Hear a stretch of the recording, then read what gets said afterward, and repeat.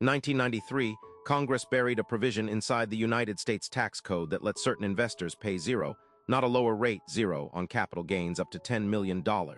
30 years passed. Billions flowed through it.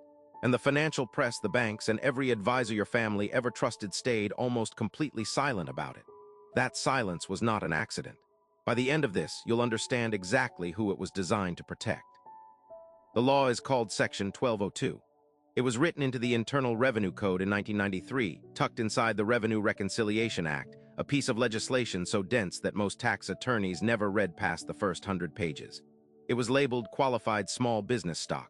4 words, no fanfare, no press release. It passed with almost no debate. On its face, it was supposed to encourage investment in small startups, help growing companies access capital, stimulate the economy. Noble enough. The bill passed, the president signed it, and for the next 17 years the provision sat mostly dormant, barely mentioned in tax guides, absent from the conversations happening in every branch bank in America. The average financial advisor could not have told you it existed. Here is what Section 1202 actually does. If you invest in a qualified small business, and the rules for qualifying are specific, and you hold that stock for at least 5 years, you pay no federal capital gains tax on the profit. Not a reduced rate, not a deferred payment. Nothing. The IRS simply does not collect. The exclusion applies to gains up to $10 million per investment, per company. And here is where it becomes almost impossible to justify. You can stack it. Invest in 5 qualifying companies, and you are looking at a potential $50 million in gains that the federal government will never touch. This is not an offshore account, not a structure requiring a shell company in the Cayman Islands. It is written into the United States tax code, available to any American investor who knows it exists. The official explanation for why you've never heard of it sounds reasonable at first. The original 1993 version only excluded 50% of gains, not 100%. The tax benefit was real but modest. The rules were complex, the 5-year hold felt long, and most advisors looked at the paperwork and moved on. But in 2010, Congress expanded the exclusion to 100%, permanently, for investments made after September 27, 2010. The change was buried inside the Creating Small Business Jobs Act, another 1,000-page bill almost nobody read. At the exact moment this became the most powerful legal tax shelter in American history, the financial press ran almost nothing. The banks said almost nothing. Your advisor said almost nothing. Now watch what happens next. Silicon Valley already knew. The venture capital community had been tracking Section 1202 since its expansion. Attorneys representing tech startups began structuring every new investment vehicle specifically around QSBS qualification. Founders started receiving equity grants engineered to hit the threshold.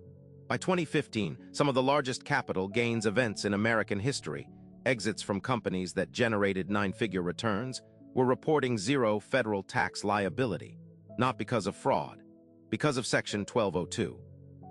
And here is the thing that makes it impossible to explain away. The minimum investment to access the full exclusion was never enormous. A $50,000 stake in a qualifying startup held 5 years could shelter $10 million in gains.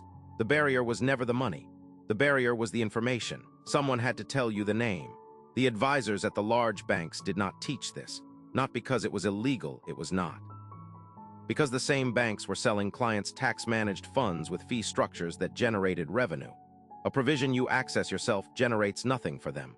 The knowledge existed. The access was gate-kept. And the gap between those two things has been compounding for 3 decades. Think about what 30 years of silence produces. The families who knew about Section 1202 in 1993 have had 3 decades to build inside a zero-tax structure. Each exit funds the next investment. The returns stack without the drag that every ordinary investor faces on every realized gain. The difference in wealth accumulation over 30 years at even modest return rates is not a rounding error. It is generational distance. Meanwhile, the middle class was sold index funds, told to diversify, and hit with capital gains taxes on every distribution. Not because those tools are worthless, they are not. But because they carry tax exposure that QSBS never does. The wealthiest investors were building on a fundamentally different foundation, using a law that was always public, always accessible, and almost never discussed in any room where ordinary people sat. Congress never closed it. The IRS has never seriously challenged it. The provision is still active. What it requires is knowing the name. So the question worth sitting with, the one with no clean answer, is this. 30 years, a shelter of this magnitude, no bank walking in and saying it exists. Was that neglect? Or was it design? Because someone decided what got explained in this country and what got buried in a bill no one read. And for 30 years, it wasn't this.